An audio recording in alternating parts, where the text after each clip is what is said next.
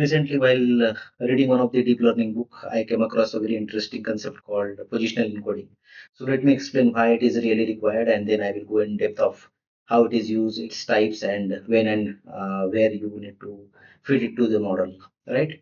So particularly, transformers are order agnostic in the sentence. So what it means is whatever sentence you have and there are words in the sentence, it just consider it as a bag of words. Like all the words thrown in the bag, no order is considered, right? But human languages have and need order while you speak or you write. There is certain order, and depending on the order, your meaning of the sentence change. So let's take example: sun rises from the east. This is the sentence, and if you just look at each and every word differently, it has some order, right? And if you just juggle that order, it doesn't make sense, at least to the humans, right?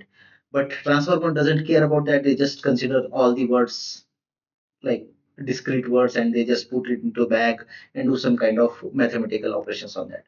To fix this issue, we need to use positional encoding.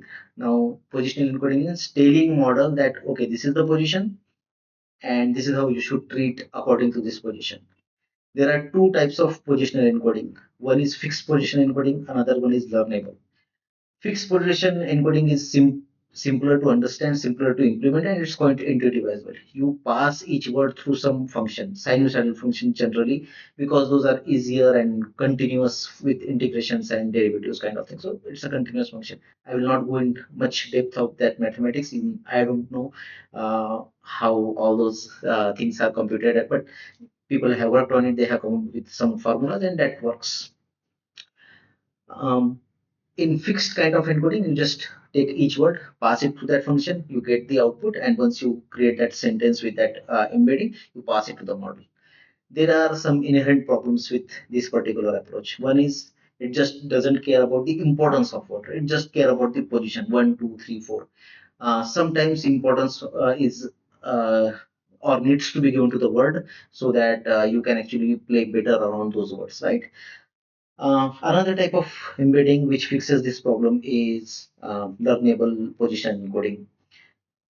All the words will be trained, and according to the importance of the word, whether it is noun, subject, verb, all those things, that importance is given to all the words, and that is then fed to the model. So you understand better context and you get better meaning out of that particular statement because you actually learn the meaning of each and every word and their importance in the statement.